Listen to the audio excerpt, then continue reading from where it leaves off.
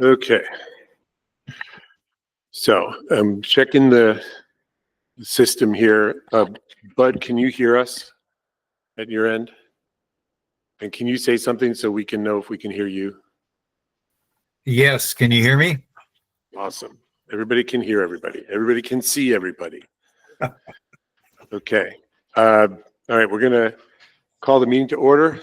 This is, for those who don't know, this is the Port Commission's Redevelopment Committee. We meet once a month, usually 2 weeks before the regular commission meeting, which is usually on the third Tuesday. We usually meet on the first Tuesday. This month we moved it a little bit for scheduling reasons, but it's usually going to be on the first Tuesday of the month at 6 o'clock. And we try to keep these meetings to 1 hour if we can. And I really appreciate everybody showing up here tonight. So we'll get right into it and call the meeting to order. I'm going to, excuse me, do a quick round of introductions. For those who don't know, I'm Tom Calvanese, and I chair the Redevelopment Committee. And I'll pass it over to you, Aaron. Yeah, Aaron Ashdown, Port Commissioner for the Port of Port Orford, and a commercial fisherman. And I'm going to go up to the screen there, and Bud, ask you to introduce yourself. Yes, my name is Bud Shoemake, and I'm just a volunteer, but I was, the last thing I did, I was a port manager in Toledo, Oregon. Great. And Bud is a member of this committee. And I'll go ahead and invite everybody to introduce yourselves, including those online, if you'd like to. I see a couple of folks online. If you'd like to just briefly introduce yourself. I think Kareem and Lyle. Yeah, I'm on here, Tom. Oh, go ahead. Go ahead, Lyle. Yeah. Ex-commercial fisherman from Port Orford. All right. Good to see you, Lyle, or at least hear you. And Kareem. Yeah, I'm just an interested Port Orford citizen. I've lived here for, I think, 50, a long time, close to 50 years. All right. Thanks, Kareem. Thanks for being here. Good to hear you. And I'll just go around the room here since we're all getting to know each other. Wilson, go ahead. Wilson Thompson. Fisherman, what's your boat name? Fantasy. Scotty, go ahead. Awesome. Dave. All right, and go over to the back over there. Calvin Frankie, fisherman, fishing vessel, New Bonehead. Right on. Good to see you, Calvin. Fisherman. Awesome. Darren Ferris, work at the port. Thanks. My name's Faith. I'm the communications intern for the port. Faith's responsible for getting the word out about all this stuff. So thanks for helping us with that, Faith. So we did introductions. We're going to ask if anyone on the committee has a potential conflict of interest. And I don't think anybody does. Nope. If you do, this is a good time to say it. The agenda, I guess it would be you and me, Bud. I don't see Steve on here or anybody else on the committee, or you, Aaron, if there's anything you want to add or change on the agenda. One thing I'd like to do is we'll probably have some open discussions at this meeting. It's slightly less formal usually than a regular commission meeting. So there'll be lots of chances for people to just get into the discussion, but I'll include some public comment toward the end of the meeting before we adjourn in case people have any final, comment they want to make before we finish. So I'll add that as like 7A on the agenda. That's okay. That's okay. And with that, I'll go right into public comment. So you'll see there's a couple items on the agenda that we're going to discuss to talk about the meeting. I think some of you guys were at the meeting on the dock on the 1st. And then we're going to get into some conversations about the product hoists and placement of the product hoists. And the goal is to get some information that we can pass on to the contractors that are going to be responsible for this project. and a potential new manager at the port, I think. So this is going to be an opportunity for folks to share what you think, your thoughts on that. We brought some maps and we have one on the screen. But before we get into that, I'll just open the floor for anyone who wants to make a public comment for a couple minutes. Just, raise your hand or come up to the mic so the folks on the screen can hear you if you want to do that. And you don't have to, but you can if you want to. Got it. Who is on the committee that's not here? So one person that's not here right now is Steve Lawton. And Steve is, he's been on the budget committee with the port. He's been on the redevelopment committee for a few years. He's, lives here in Port Orford off and on. Bud, you heard earlier from Bud. Brett Webb, who's not here tonight, is a member of the committee. The former manager was. I'm going to assume when the new manager comes on board, they will be as well. And there's a member that honestly we haven't seen around lately, Dave, who was he was a port manager in Newport back in the day. Bud, do you remember? Have you talked to Dave lately? Dave Harlan Yeah. wasn't really a port manager in Newport, but he ran ports division for the state. Right. So Dave was a member. He brought a lot to the table early on. We were doing a lot of planning work. Yeah, and then one way that this committee operates is that we can, what we typically do is hold meetings like this where we focus on particular items, and then we bring people into the meeting who don't have to be a formal member to participate, and just be part of the committee for that, for that item. So this is a kind of a good example of that, where we've got people in the room right now that are interested in the topic at hand and are going to be part of the process. And one other thing for clarity for folks who don't know, that this is not a decision-making body.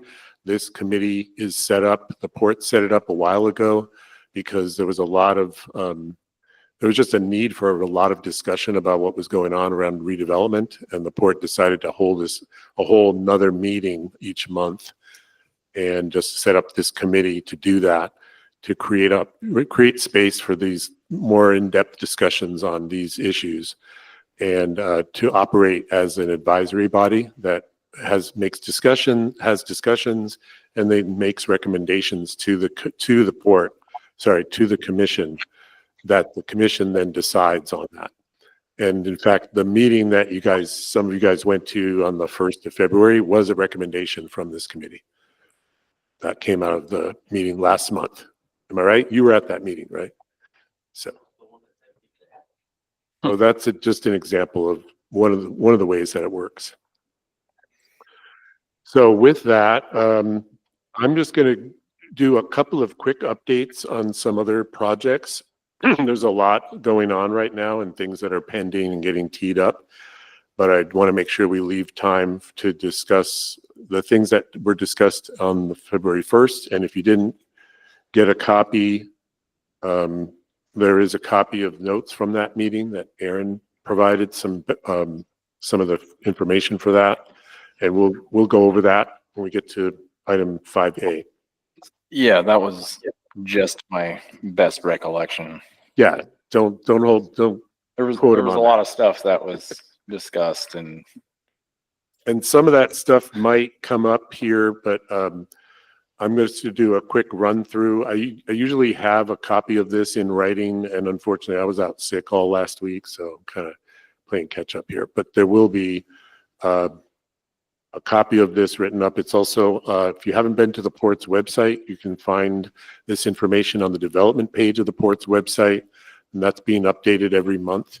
Each month that we update all the projects, we update that on the website as well, and try to keep up with that. So every month it's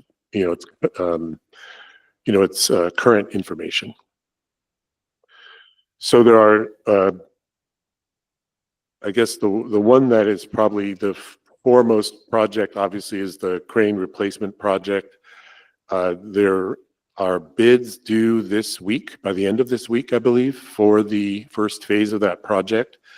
And so once the port receives those bids and has a selection committee review them and make a decision, they'll be contracting with an outfit that'll start that work.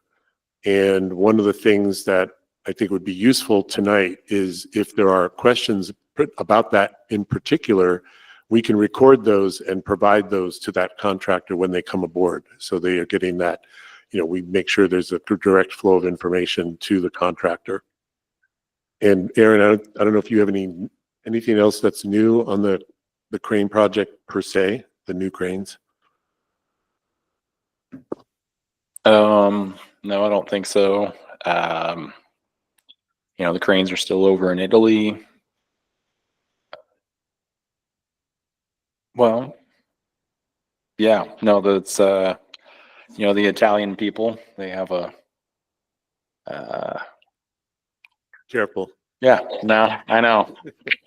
I don't know. I've never been to They Italy. are. All the things you're thinking are true. Well, no, yeah, just different country, they have different holidays.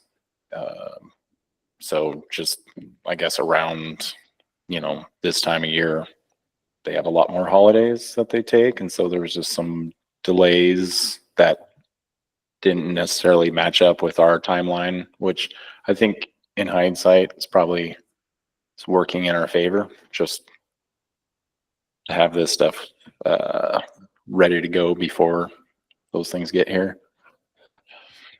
So other than that, I think electrical, I think were you in that meeting, Darren, with Pablo from PBS? Yes, I was. Uh-huh. There was a lot in that meeting said, but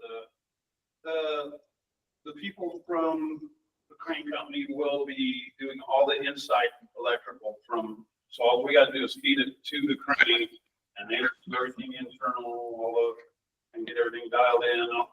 Pretty much all of the assembly on the inside of the crane that have to be done, electrical and hydraulic and everything.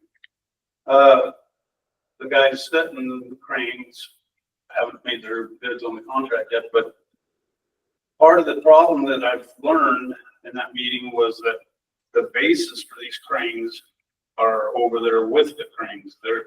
And for these contractors to start forming and doing everything else, now they're going to have to wait till them cranes actually get here to have material to cement into them. Right. So that's kind of because That affects the bid timeline. Well, yeah, no, I didn't know that one. So thanks for that. No, I mean, it's all good. It's all public information.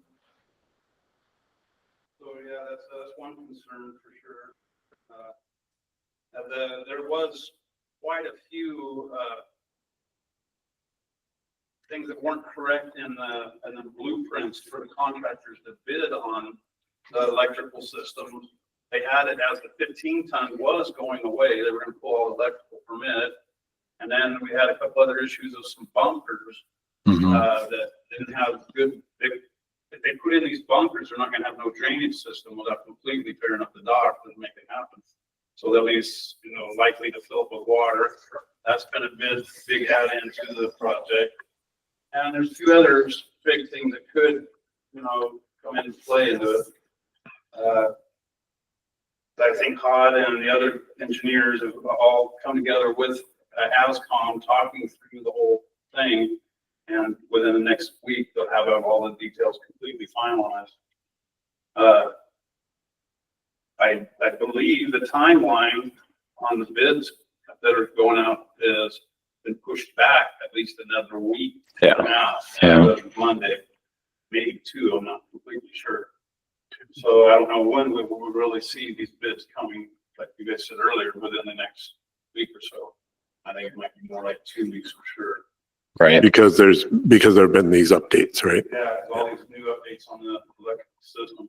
And this really matters too on where these products voice land, because there's another, run wire and drilling and everything else. Yep. You gotta know for the bid. but we really need to have this nailed down. The way I Yep. understand it, a couple of the fish buyers on our dock right now, they prefer to keep their own product hoist. I see on this map, we're looking at 5 product hoists. I was under the impression the port was only buying 4. So Darren, why don't we do this, since you're jumping right into the agenda item 5B, just can you hold those thoughts and we will circle back to those? I don't want to skip that, but I don't want to skip the other things before we get there, if that's okay. But I hear you. Those definitely are things we want to talk about. And Bud, I think I see your hand up. Yeah, has ASCOM given a delivery date? Are they committed on a delivery date? The way I understood it to be that they are leaving at the very end of this month. February 28th, so in the next week they're coming, and 4 to 6 weeks to get here. And that's, I believe they're going into Portland and they'll be trucked down here in trucking containers and delivered into our boneyard until the contractors decide what the next step is from there. Thank you. But the bases of the cranes will be being delivered with the cranes. Right. So, yeah.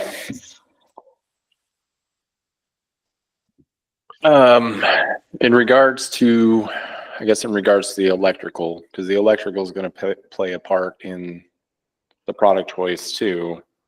And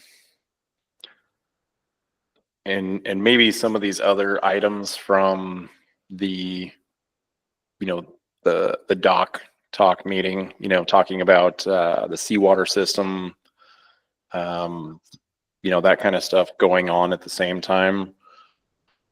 We also have another, federally funded project through the Department of Energy. It's the ETIP project. And that's a team made up of, the port and a few other, different agencies, different groups. Our partner is Spark Northwest.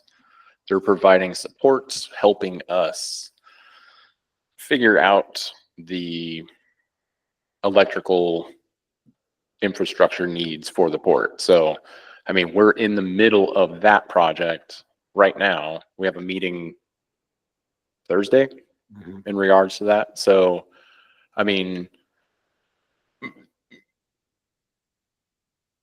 that is going on right now, and that directly impacts the cranes and the product hoist, like you said. The seawater system, that is another project. The RFP for that should be, I think, ready to go and ready to be put out. That one's not as,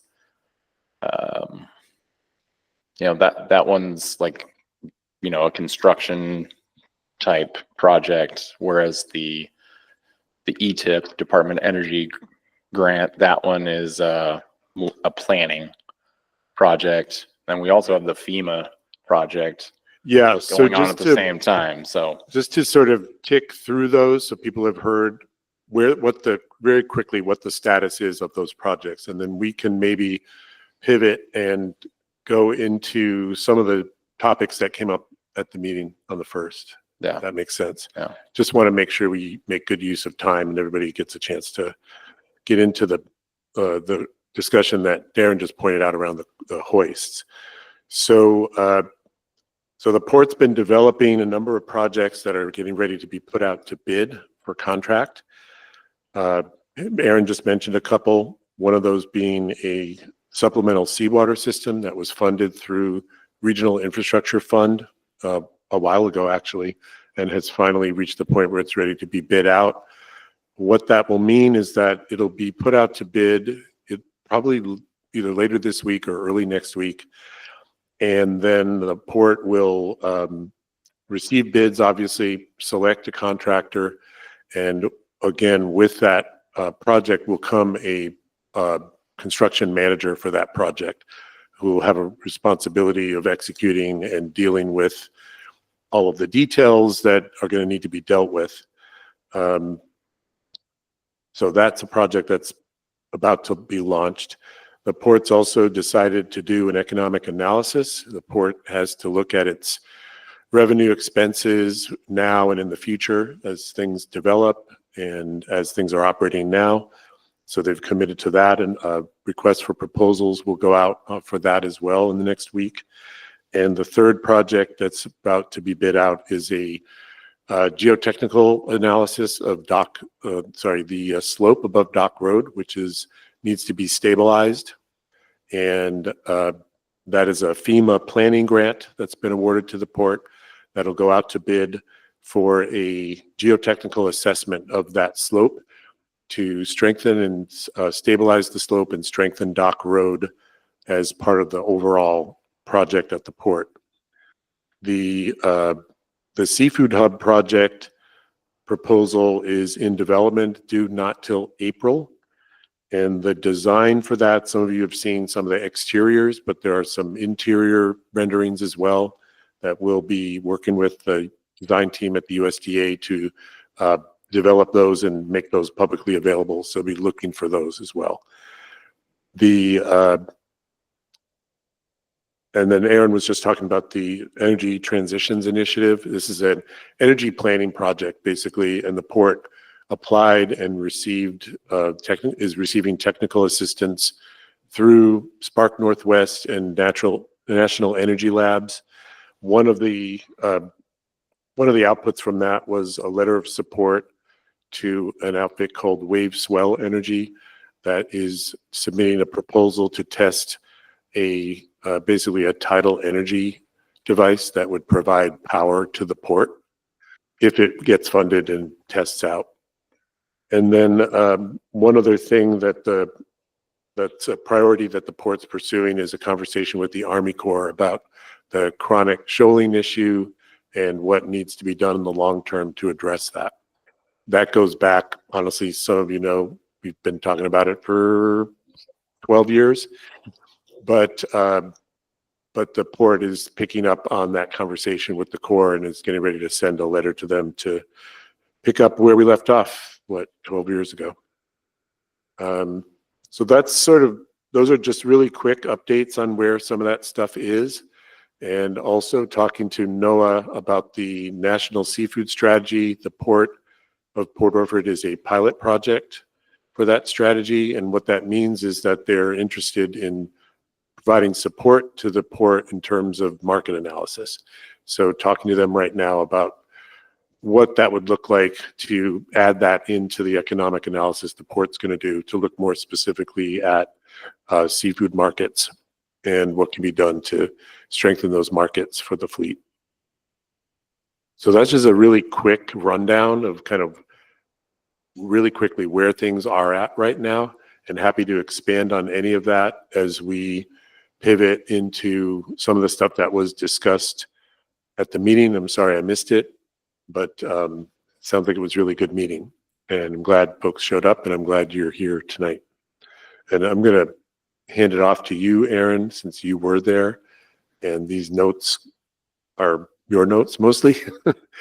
But and also to kind of like open it up, and maybe that is we can get through some of those notes, and then we can make sure we save some time to talk about hoists and what are some of the messages that the group wants to send to the contractor and the new port management about the hoists and what we think will work and where the issues are.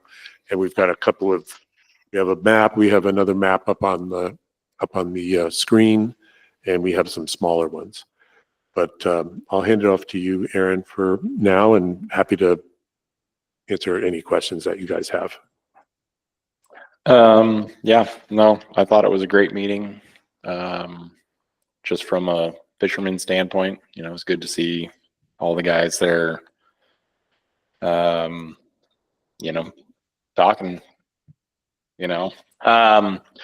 unfortunately we didn't have access to this map. It was in the port office, and, we didn't have the keys.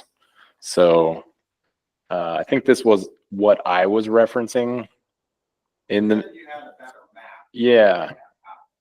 Right. So this one that's up on the both the screen and on the board there, you know, those were just the preliminary product choice possible locations in regards to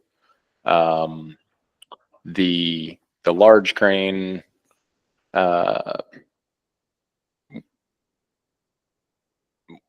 Yeah, I think there was, I think the one on the the screen also had like boat sizes to like compare, but the one on the board does not. So anyway, yeah, meeting was good. A lot of really good points came. I, as a commissioner, realized that, you know, not a lot of communication has been getting out to the fleet, maybe in the best way possible, and the buyers. So I was happy to hear, you know, everybody's different viewpoints.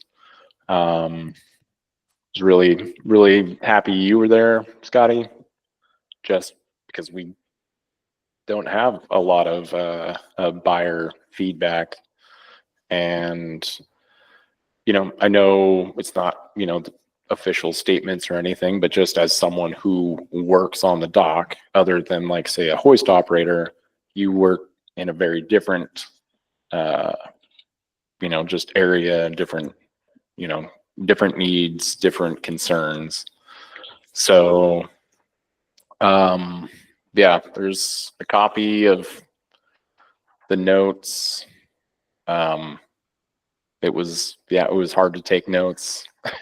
I wasn't ready for it, but pretty much what I came out of it with in my notes was, you know, first off, just concerns over, you know, just the process, communication, and then, you know, the product hoist placement in relation to the big cranes.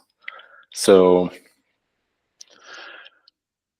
I think we all agreed that everyone wanted to do another like on the dock walk around kind of talking meeting in regards to that one.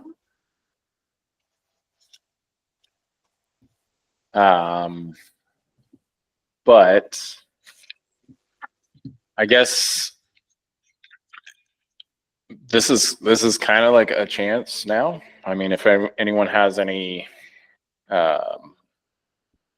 additional concerns, I mean, you know, what I came out of it with was, you know, the concern about flow, concern about, you know, having enough water, right, priority. So, you know, what the order of operations, right? So who goes in first, who goes in to unload, where do they unload, where do they go after they unload, who comes in after they do, you know, because there was, you know, that was all not for sure was, you know, lifting in on one crane and lifting out on another. I'm not partial to that idea, but I think, you know, we've received information from the manufacturers, like we need to run both 50-ton cranes, you know, a lot, not just running one crane like we do now. How we end up doing that, you know, we as the port will have to figure it out. That's, you know, we don't want to inconvenience the fishermen. You know, I don't want to inconvenience myself. So we don't want to inconvenience the buyers. We don't want to interrupt the flow of commerce. So,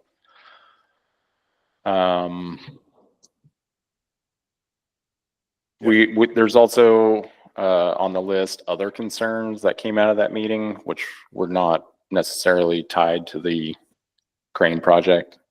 But we wrote those down because we appreciate the those thoughts and concerns, and we can always talk about those maybe at like the commission level, just because they might not have anything to do with redevelopment, but So one thing I'm going to kind of make an observation and then maybe open it up and let people say what they think. When I read through this and hear things people are talking about and some of the things you just said, it seems like they were kind of talking about things in kind of two buckets. There's the project bucket, like how is this thing going to be installed and where and when and the details of the project. And then there's the kind of operation bucket, like how is it going to work once it's there? Like how is it going to flow and who's going to go first and how are you going to move from here to there, which is kind of like operations, which is sort of like the port, right? The port management is going to have to operate the equipment, but the people installing the equipment have to consider certain things as they're putting it in. That's where we started with the placement of the cranes, right? Now we're talking about the placement of the hoists. And those things obviously interact with each other because the way you want it to work could influence where you put it and vice versa. Where you put it might influence how you end up working with it. So that's just me thinking about two kind of like buckets of ideas that you might want to put out there and help us organize them so that we channel them to the right people. So the contractor that's going to be doing this project gets questions about the project and the new management gets questions about managing things once things are in place. Does that make sense? So I saw a couple of times, I saw a few hands go up. I saw Darren's and I saw Kim's. I have a question. Go ahead. I heard that the product hoists are going to be purchased by the port. They're in the, yes, they're in that they were included. This wasn't really talked about very much, to be honest, but they were included in the proposal that was submitted to the state for the funding. Yes. Is outrageous, and I don't think the port can take that on. I really don't. I don't understand why the buyers don't have their own voice like they do now. They pay for it themselves. are you saying cost of the hoist themselves or the maintenance? The maintenance. They always go out, but the buyers, Hallmark's constantly fixing theirs, and NorCal's constantly fixing yours, right? Yep. And I just don't see what are we gonna have to get on a phone and call somebody to come down and fix them, and everybody's gotta stop what they're doing? I mean, it's just. It's a good question. I mean, I think it's valid, definitely needs to be considered. I would put that under the management bucket. Like, have you considered that? What are the costs of maintaining, whether it's the hoists or the cranes or really anything? Yeah. If you look at the port as it functions, and this plays into why they're doing this economic analysis to really look at the true cost of operations for all of the equipment. We're not getting near as much as we should be for our fish. Correct, I agree. 2,900 pounds of black cod and got paid 42 cents a pound. Yeah, which is It's not even not good. fuel to go out there, and Right. how are we gonna make that payment on the dockage, the fuel? It's really getting tight. We're thinking about putting the girl up for sale and just kissing it goodbye, which is sad. It breaks my heart. It is sad. Yeah. I don't want to see me anymore. Oh, What? you'll still drive down there, right? No, So I'll kind of speak to the thought process going back to the original RFP. That I get the maintenance concerns or the reliability concerns. I think that's why we were said 4 product hoists, because it was the thought process was any hoist was available for any buyer.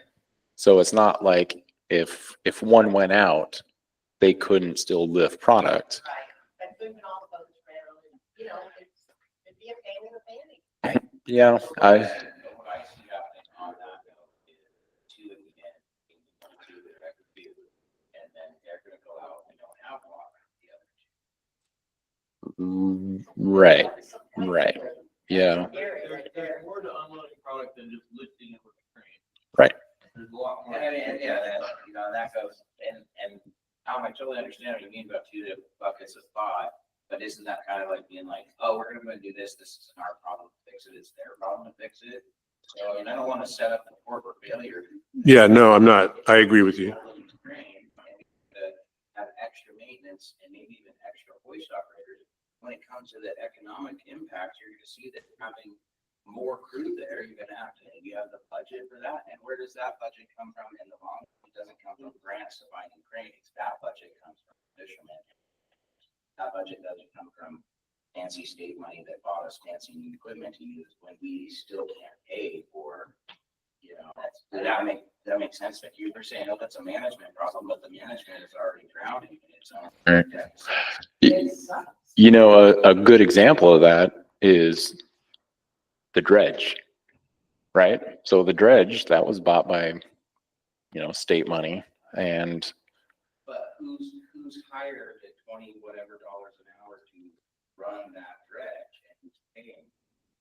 But I think well, that was Aaron saying. right, no, that's what I'm saying. That's Funds like, were available to purchase the equipment, but not to operate it.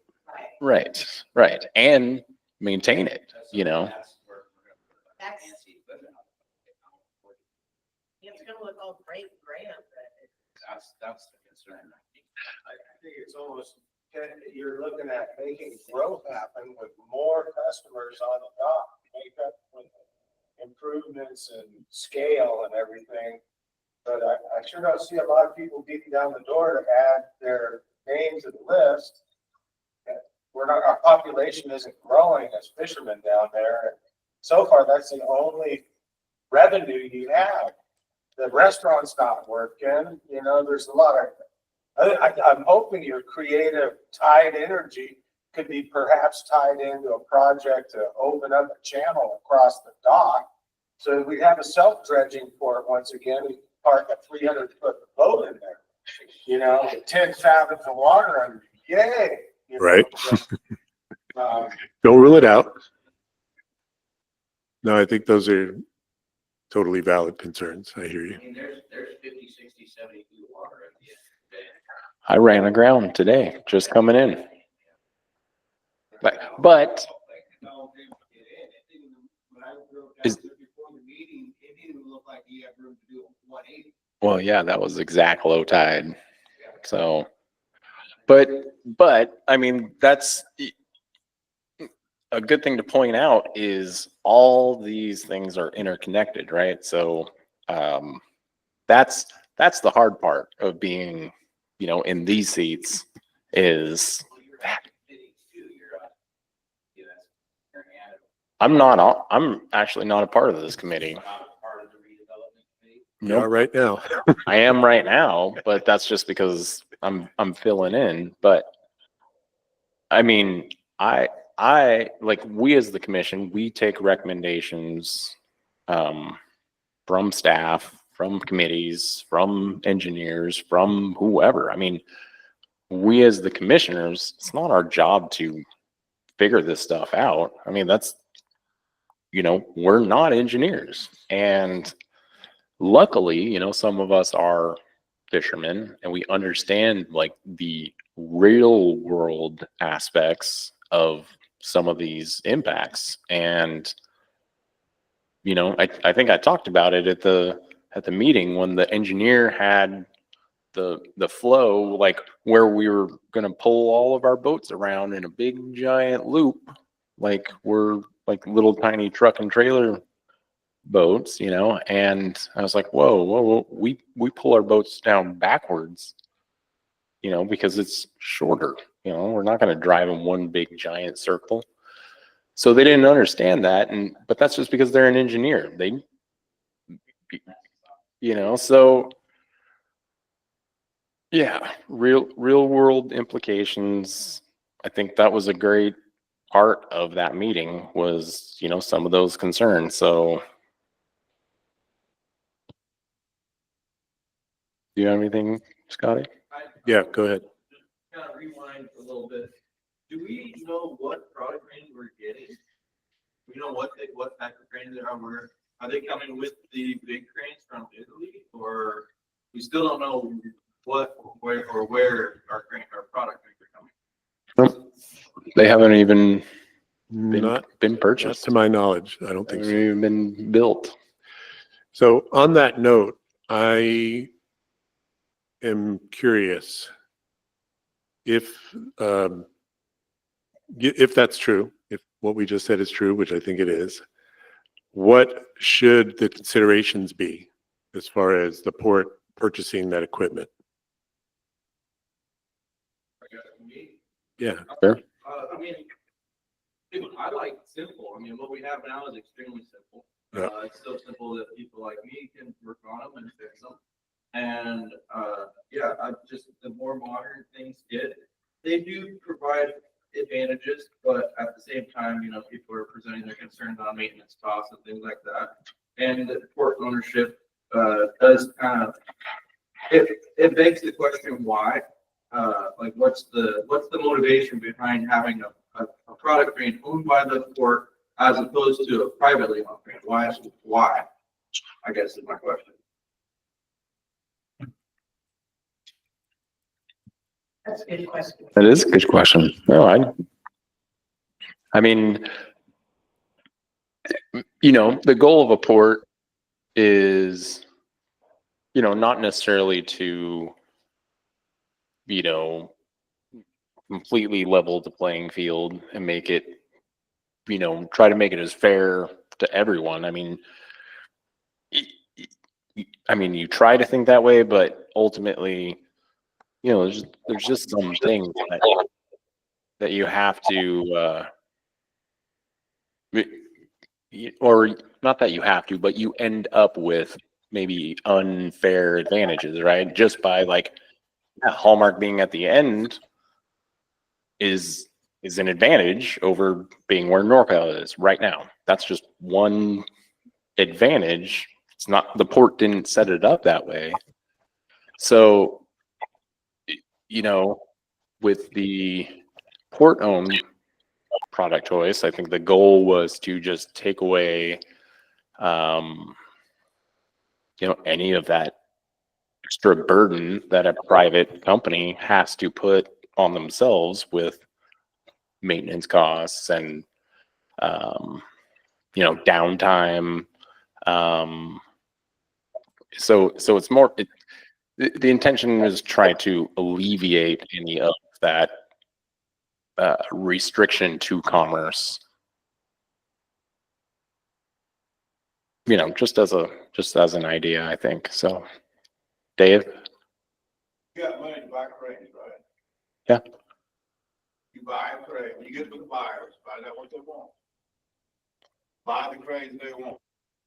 Put it in their lease, that they have a maintenance obligation to maintain their lease crane. You don't have to charge them a whole lot, you know, just something that they're responsible. But then you're requiring them to work at their wanted. That's all they can do now. But there's not, but you still got another crane to go put up. That's what they want to get Well, rid you of. got one crane now, or here's another thing, you buy them. You buy these little bitty mobile wheel cranes, that are 1,000 pounds, and you can move that thing anywhere you want. They're not small, they're not like the crane you got to use to dredge. You can have a mobile crane, you can put that thing, slide it anywhere you need to, so depending on where the water is or whatever else, you can actually move that crane around. That gives you more options to where you can unload your boats when you got boat ties and everything else. Options you can do. You don't have to necessarily own and maintain yourself. You can lease that out and make a maintenance agreement or a lease agreement with the buyer and say, they can do their own. If that's what they want to do. Okay, so that's a concept. I see a hand up there with Bud and here in the room with Darren. Bud, go ahead. I was just going to say one of the advantages to the port owning the hoist is that you could increase the usage by multiple buyers, which could be an advantage, you know, so that other people can come in and utilize the hoist at times. So that's what I got to say. Okay, thank you, thanks, Bud, and I think, yep, Were you able to hear me there? multiple users concept, basically. Darren, Okay, the way it's been explained to me is the port, we are in the business of renting space. Every slip, every grifts, everything that we can generate, that's how we help to generate our money, the kayak shop and everything else. If we do this product hoist this way, right now, NorCal and Hallmark pay for their own electric meters.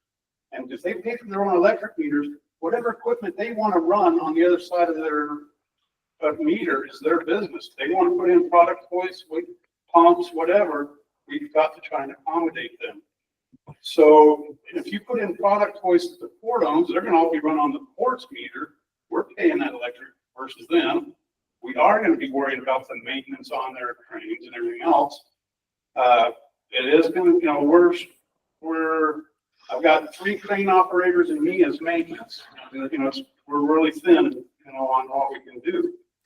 And if we get more, you know, they were talking about hydraulic cranes that could lift, you know, with hydraulic motors and pumps and seals. Now we're getting into a whole more work scale. Right. But the thing we need to know right now is what kind of cranes we're going to get, how many, the power supply, and this has to be high priority of getting this knowledge nailed down within the week. Contractors have to have it to make their bids. I mean, if we're going to move something any direction one way or another, and that's going to be a part of the bid process. If our Mickey and their meters staying the same, or they get all that wire out in this bid, you know, there's things that's details and details. Yeah. I remember the original RFP process for the entire project, because it was through Oregon Department of Transportation. They were the funders. And yeah, it was 2 big cranes, 4 product hoists, you know, forklift was in there also. And no one cared about the product hoists, you know, and all those big companies, they were all focused on the big crane because that was the big money. And through our process, I mean, we selected ASCOM. They didn't propose product hoists, because I think their justification was that, like, you know, product hoists, a small product hoist can be, you know, there's a lot of companies that will build one locally. You know, they don't need to specialize over there. So, I mean, we did receive proposals from other companies that did have product hoists in it, but I mean, yeah, I agree. Simple is always better. You know, the things like the articulating knuckle boom, you know, hydraulic ones were talked about, but well, yeah, it's not like we don't have a giant dragger that goes out into international waters that would need a knuckle boom to, like, you know, we don't have that fleet. I don't know if we would ever think about trying to facilitate that, but doesn't mean we get an articulating knuckle boom crane in the hopes that we will get one. But well, true. I mean, yeah. The way it works right now is all the small buyers come to boats that haul out with their product, and it's all taken care of on the dock real simply. Right. Additional cranes to encourage that business, because they're already a small operation. I love seeing them come and, you know, compete and bring, you know, help bring the price up. But these guys do have a huge overhead with their footprint, and they've Right. established it over years. Yeah. It's working.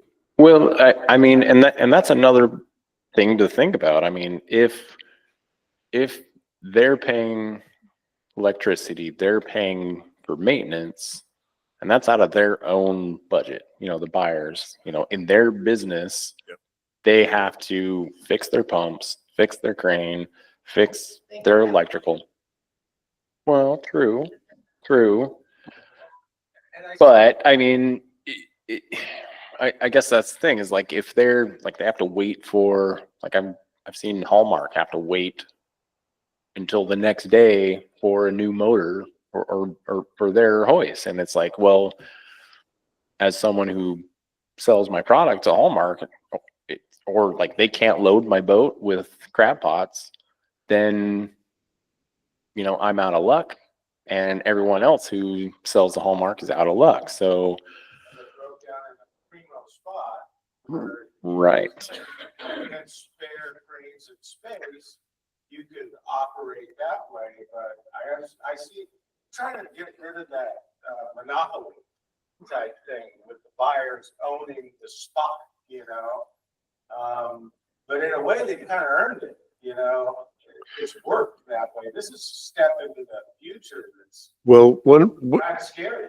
one thing I just want to point to that you just kind of brought up in a way is just the notion of redundancy. I think that was one of the primary drivers, was just to be able to have, just like with having two large cranes instead of one. The idea of being able to operate, continuously, even if one is down for maintenance, the other can operate. And the same idea could apply, so that if you need to repair a hoist, you can use a different hoist. And that would be available to anyone. Does that actually happen? I mean, it's a hypothetical, but is it actually really impact this, or is it just I think you can, I mean, I'm certain that it has happened. I don't know how many times, but it's certainly likely to happen more with more activity. just play the devil's advocate? Sure. From a buyer's perspective, it kind of sounds like you're taking away what we already own privately and then going to rent it back to us for a higher cost. Well, kind of basically what it comes down to is you're taking our ability away to own our own infrastructure, and then are going to be renting the same thing back to us for a higher amount of rent to then recoup the costs of the new, the new style of doing it, whereas the port maintains it as opposed to have it, maintained privately by the renters. I guess the thing I'm not certain about is the cost question. I think you could argue the other way, where it could ultimately save you money because you're not paying for the maintenance and the upkeep and the purchase. But that's something that I haven't done that analysis. I'm not saying that. Like you got a buyer, is he renting that crane, or is that crane just for port use? Because now the port owns it. I think, if you're gonna charge a buyer, then when I go to load my boat on a crane, are you gonna charge me to load and use that crane? I think Come out of town, they don't rent a space. I mean, how is the functionality of that? How are you gonna charge him as buyer, but then not charging me? I'm a different kind of business using that boat to make money. so. I think the questions you guys are raising about the fees and how that's structured are really good questions. I totally agree. I think they're questions that are going to need to be answered, and they are going to be built into the reason the port's doing this economic analysis is to answer those questions. What I was saying is less about the details and more about like the conceptual idea that Right. the committee or whoever, it's more like what's the goal behind it, not necessarily really the details of how much it's gonna cost or how much it costs. I think some of those points Tom said, like redundancy, flexibility, less of a, try to lessen the burden, because that's,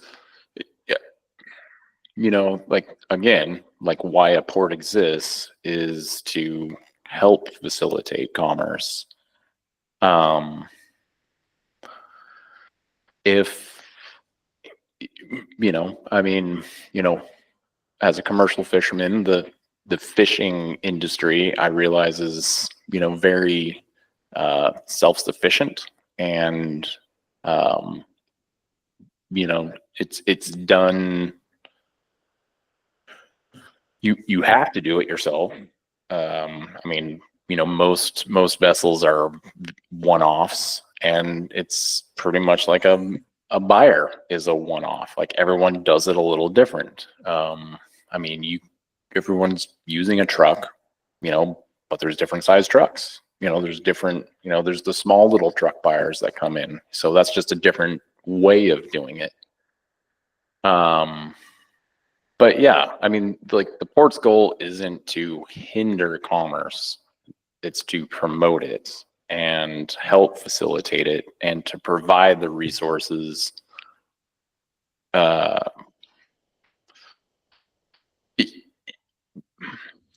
I guess as if you think about a city, like a municipality, right? Like, what are the services that a city provides or is supposed to provide? Well, yeah, and I mean, that's the thing, is like, what are the services? Like, the Port of Port Orford has some very unique services that it provides, right? It's a dry dock, but to access it, you have to be able to lift in and out on a big crane. But we also provide fuel. You go to other ports and it's a private fuel company sometimes. Yeah. I see that fuel box gone.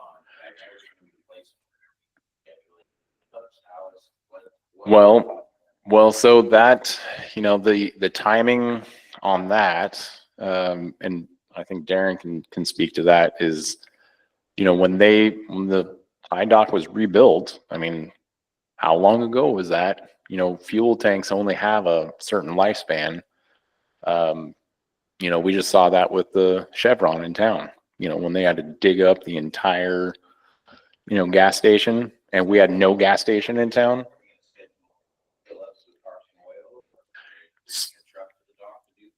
Well, I think the temporary solution for that, until the fuel service is figured out, is, either some above ground tanks, because, yeah, scheduling fuel is kind of inconvenient.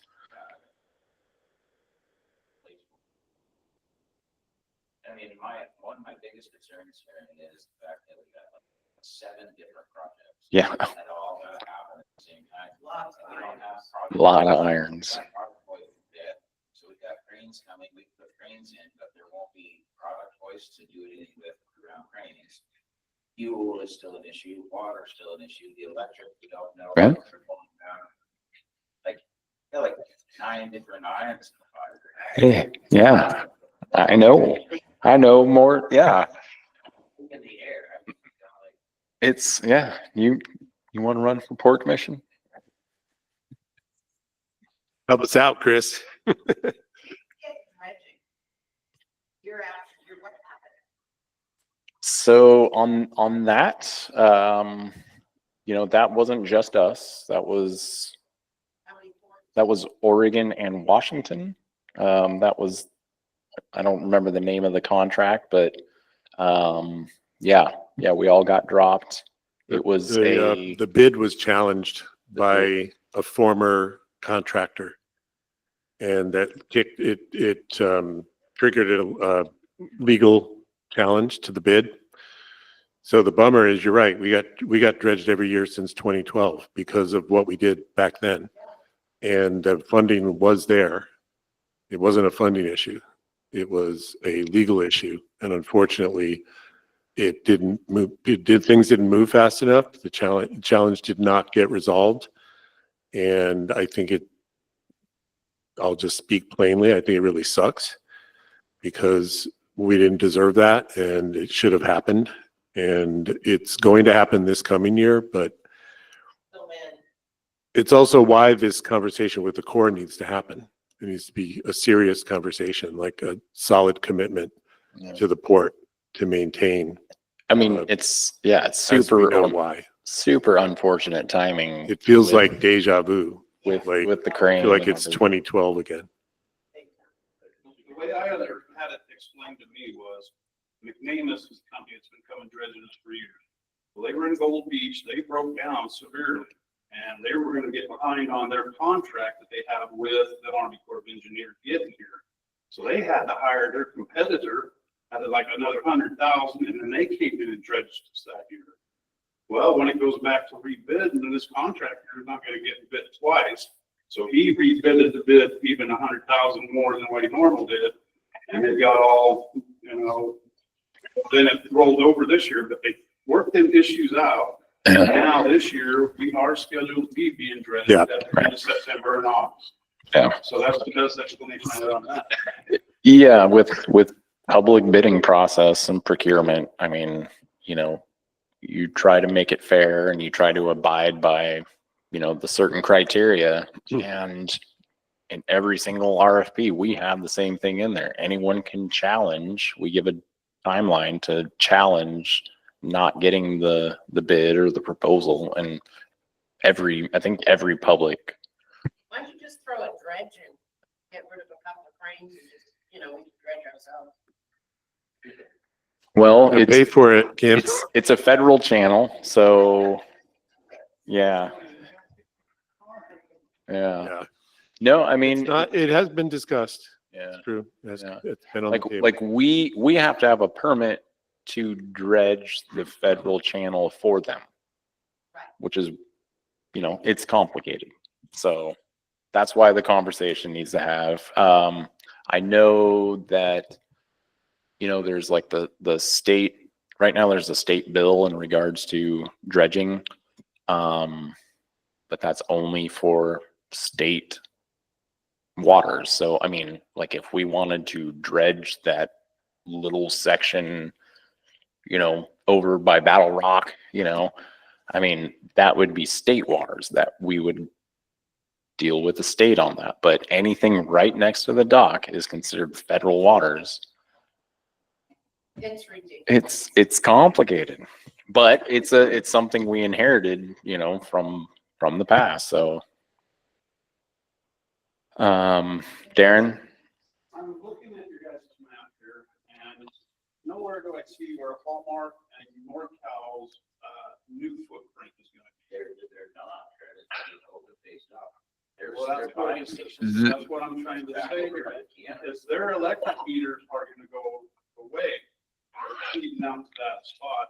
They're gonna, now, for sure, 50th Choice Shack has to be moved for the first boring hole to be done. That's easy to skid along, but there's even a second chance that Lorraine's freezers and stuff might have to be moved and out of there. Are we gonna leave that? She's already got the 460 power there to run her freezers in it. If we move her anywhere else on the dock, a lot of little details here that we're Right. looking at. The way I understand it, that we're not gonna have a little office either anymore for our deal either. That's right, in the rain and the cold.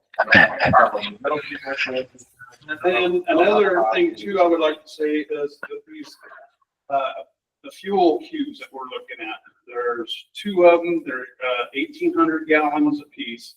They are movable when empty, or pretty damn empty.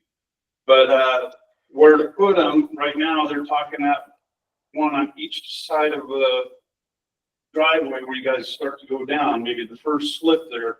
But every time you guys come in and get on the tray on your head, you stop at the fuel cube there and it'll have a meter and everything. It'll be Bluetooth to our, and we're gonna have it wired in for leakage and all kinds of other stuff too. But there's so much going on here. That dock's getting smaller and smaller. I know. It's true. I know. But the loop here, the way you guys got this driving loop here, there'll probably leave room for the range freezers and stuff. But is that even been discussed? Are they gonna be there forever, or, we're gonna do her office and Vicky's office somewhere else down towards the cannery area more? Well, Because now So- now what- So let me, The devil is in the details. You're right, Darren. So- I agree, I'm just but, gonna, let me just interject for 1 second. okay. The things that you're bringing up right now are awesome questions, Yeah. really good questions.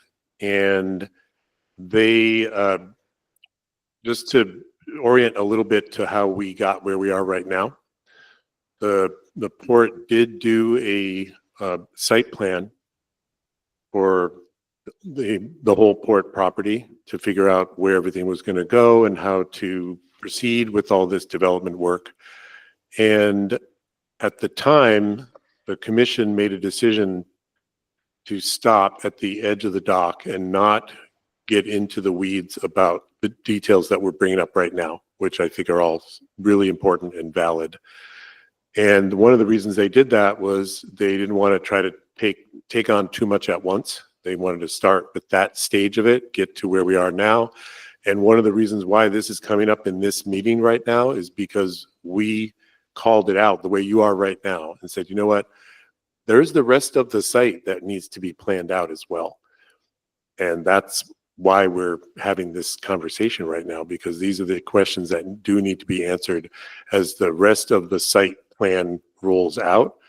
And what I'm going to just sort of predict here is that this is not the end of the conversation. We're going to be having to answer all of those questions. And there's going to be more site planning conversations that are going to have to happen with everybody, pretty much everybody in this room and others.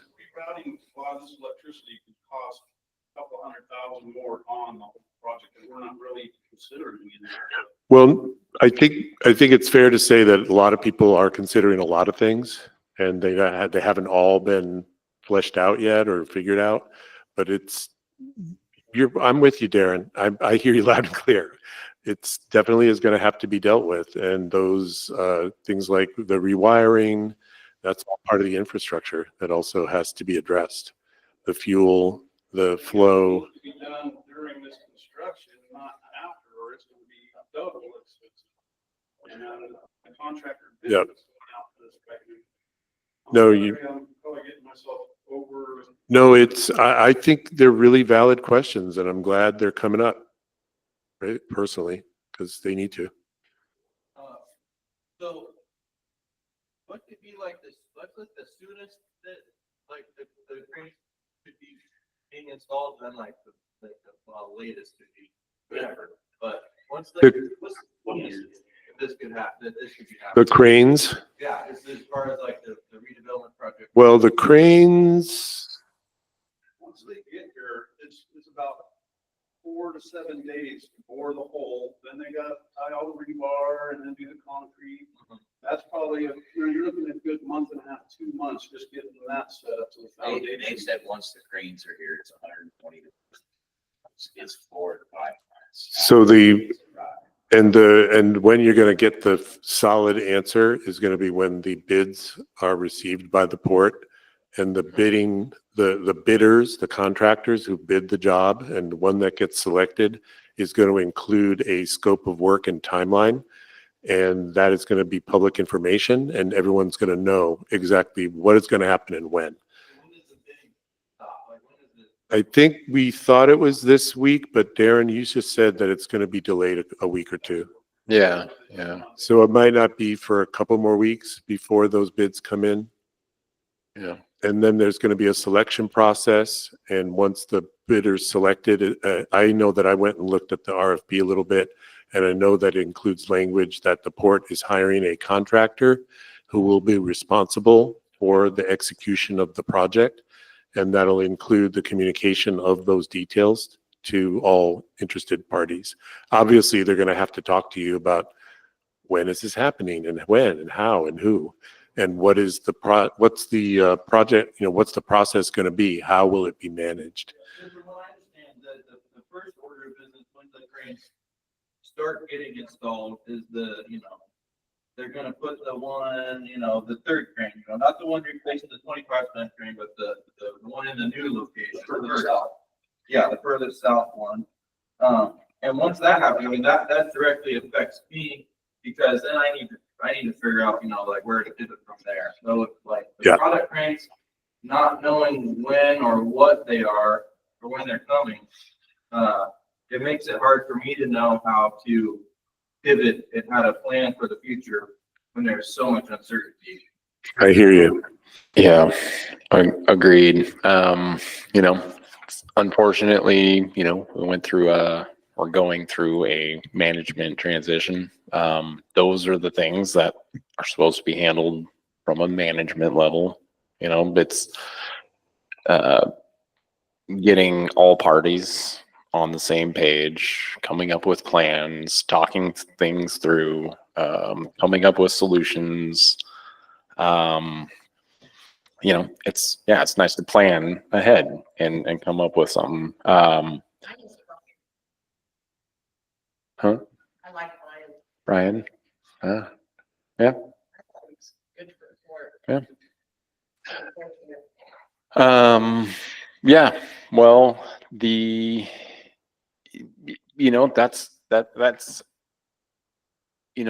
are two very important ways that staff, needs to work at the port, right? From a planning big picture, like thinking ahead concepts, and then you need someone who can get dirty, look at the details, get in the dirt, like walk through the plumbing and walk through the wires and walk through all that stuff with whoever. So I'm real hopeful that, moving forward, new management, we have good staff to support us on the commission level and good staff to support everyone as tenants. So like transition process, Scotty, I agree. I mean, like I'm concerned about that. Luckily going into summertime, so weather-wise, hopefully things won't be so bad there. But I understand, from live product side of things, staging of water, staging of totes, air, all that kind of infrastructure. This is still going on during August and September when the dredge gets here. It's going to be even more complicated. So, Scotty, just to directly address what you just said about uncertainty, I hear you loud and clear. I feel a lot of uncertainty too, and I have a lot of the same questions that you have. One thing that we can commit to, I think, between Aaron and I both, is to take all, this, we're recording all this, we're taking notes, and all of this is going to get back to the commission. The regular commission meeting is next week. One of the things feel that I free to think, come to that meeting also. yeah, you can come to that meeting right here next week, same time, same channel. One thing that I am, the couple of things are going to happen. One, they're going to get the notes from the meeting on the 1st. They're also going to hear, I think one of the key kind of themes that I'm hearing is that there's a lot of uncertainty and there's a lot of questions about some of the things that seem to be happening pretty quickly, pretty soon, and there's a need to know more. And so I think what we can do right away is communicate that really clearly so the commission understands with regard to contractors that are being hired to execute the project and new staff that are being brought aboard, that it's made clear to them that those uncertainties exist and it's something that they're going to have to address going forward with this project in particular because it's coming up so soon. And there is going to be a need for some direct communication, I think, with your outfit in particular, to just answer those questions like, where are we going to be and how and who and where, and just, let's just tighten it up in terms of communication and make sure that we're actually talking to each other, at least about the things we know, and really identifying things that we either don't know or we need to find out as soon as possible. To your point, Darren, like, how are we going to do X, Y, Z if we don't know the answers? to some of these questions. And what it might end up being is that I know the ideal would be to know everything you need to know in advance. And the reality is likely to be that you might not know everything you need to know in advance. You might have to learn as you go and do the things that you can do, and then find out what you need to find out so that you can take the next step. I think Bud had a question or Hey, comment. Bud, we see your hand up. Hopefully didn't leave you hanging there. Sorry, you got into it here. Go ahead. You might be muted, Bud. Excuse me, are you close to hiring a port manager? Is that happening? Are there recruits and interviews going on? Take that one. I can say that the Port Commission recently had a meeting and extended an offer to a candidate, and Okay. And then so yes, or yeah, and it'd be get to get that person involved in the planning. And I know you guys are looking at the economic analysis through Business Oregon. You could also get help from them with on a lot of the other problems of the planning of the hoist, and through Business Oregon and their planning grants. And so I would encourage not only the economic analysis, but it all ties into all the questions about the use of the hoist and who's managing what, who's paying for the repairs and that kind of thing. So I think, going back to the state and saying, hey, we need a little help in that planning would be huge.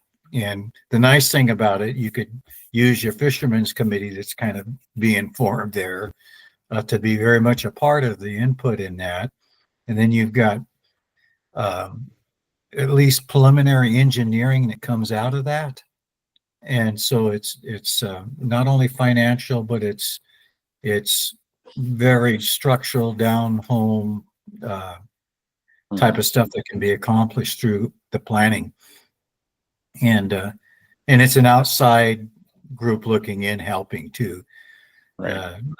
Hopefully with a lot of boatyard type experience that could be a benefit here. So I just think there's money available in the form of a grant to do that. So I like that's it. what. Sorry. Good idea. Definitely worth pursuing. Darren. In the beginning of this, you were talking about the crane construction and the seawater construction. That's going to be happening at the same time this year. The bid's going to go out, and then once the bids come in, that'll probably, I can't predict too far, but probably this year. Yeah. So we're going to have the footprint of these contractors, their Connex boxes, their supplies, everything, and the footprint of this going up with the cranes. How are we going to manage public? How are we going to manage the flow of getting boats around? There's a big issue with going on with that there. Yep. That's the time, right? And we can put up chain link fences around the construction zones, but they're going to be coming and going with big equipment. Yes. Hopefully You are hopefully correct, sir. management. You're absolutely correct, sir. It's just, no, you're not being negative. You're stating facts. Those are facts. Yeah. Those are true statements. Those things are going to be happening. We're going to have to deal with it. A lot easier to just buy us all off and send us to Puerto Rico.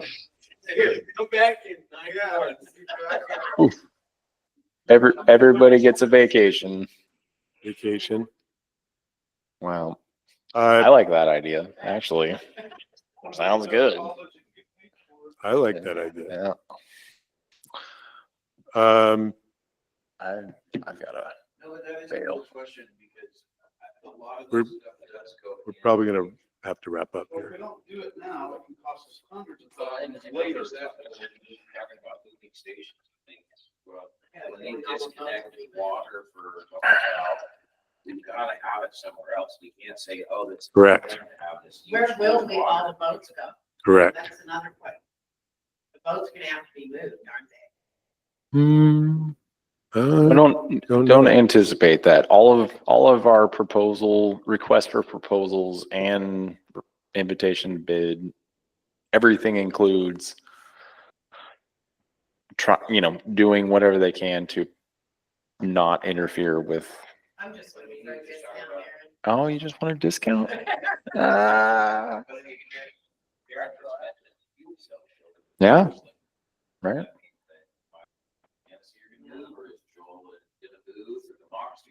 I don't know. That's well, exactly. Like the port does need to be repaved. Yes, it does. And there may be some caves out there that we'll find. Undermining. Yeah. So Should we? well, I have to go, but All these questions that we've had today, how do we have another meeting and who's next without me having a port manager? That's still a week or two away from having her or him. This is questions that have to be getting done soon. well, so Contractors trying to do hinge on all of this information. I mean, Who do I go and talk to about that? well, with a management void, right? I mean, the commission has Right now, you have done a, it.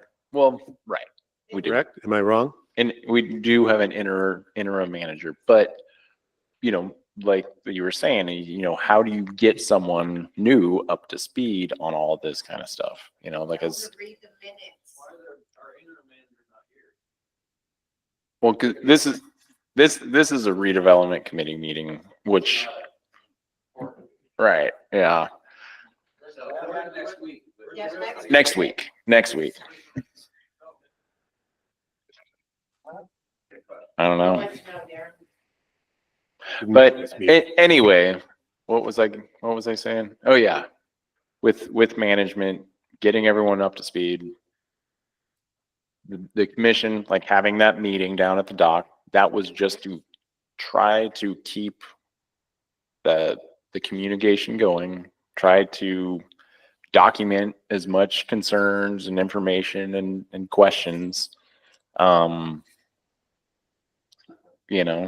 mean, I've talked to you a million times, Darren, and you always have so many great things to say, and it's all like Tom was saying, a lot of it's true stuff. It's facts, I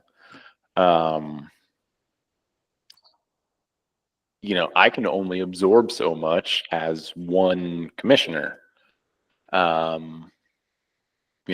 We have luckily Faith now, she's doing good stuff with communications. It's capacity, right? It's like how much information can we take in and how much information can we put out? And that's I think where the breakdown has been. So we're just trying to keep the boat floating and keep moving forward. Hopefully, management will be able to jump right in and understand all this. It's going to be a lot.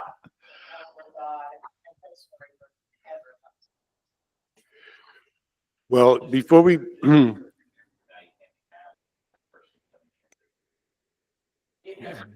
Right? No, it's not going to be their fault, so I but think yeah. I think we're close to wrapping up. We can stick around for a few more minutes. I know Aaron has to go. I gotta We're go gonna need to go now. pretty soon. But before we do, I just want to thank everybody, first of all, for even coming here and having this conversation tonight, which is awesome. We've had monthly meetings like this for years, and this is, we've only had a few like this where we've had some really good discussion and real people really invested in what's going on. So my intention would be to keep this going, whether it be in a room like this or on the dock. Aaron and I have talked a little bit about maybe we have those dock talks more regularly. We focus on particular topics. We've also been talking with Faith about doing town halls where we do similar things with folks in the community that have a different perspective perhaps, and obviously keep doing these meetings as well. So I think the take-home message is more communication, more exchange of information, more questions, hopefully more answers coming, and hang in there while the port is building that capacity right now in management and on the contracting side. Again, as these projects come on board, they're not coming on board empty. They're coming on board with management built in. So there are going to be responsible parties that are going to be in charge of executing these projects. And then hopefully that's going to provide a little more support for those of us that are going to be interacting with them and dealing with that reality as these things come on board. And you know, everything can evolve. If it starts out as one thing, it doesn't mean it can't evolve and modify to address people's needs better if that's possible. So I can't say that all of the concerns are necessarily going to be addressed, but I can say that the people that I know that are involved, like Aaron and others that are involved in this, like Darren, really want it to work, you know. And the intention of this whole thing is just to make the port better. It's not to make anybody's life more miserable. It's to like make it a better place, more effective, more efficient, a place where you can do better work and make more money. What's that? Well, we need the, how about we need the buyers we have and allow others too, but do it in a way that's equitable. Let's be fair to everyone, right? Like, I think that's reasonable. And I think that it's reasonable for people to expect to be treated fairly across the board. So basically, we should all show up for the next board meeting and have. Bring a friend out again. Everybody brings a full commissioner to discuss. I don't think it would be a bad, I will say this, I would encourage everyone to come to all the meetings.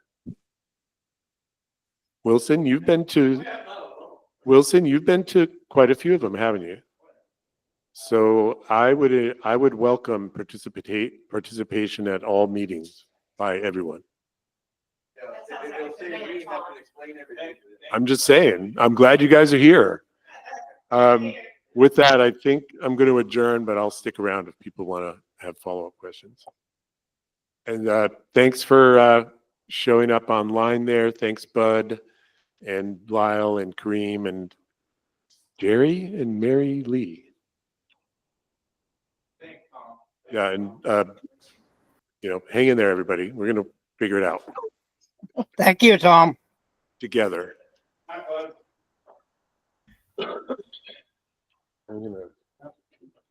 Thanks, Bud.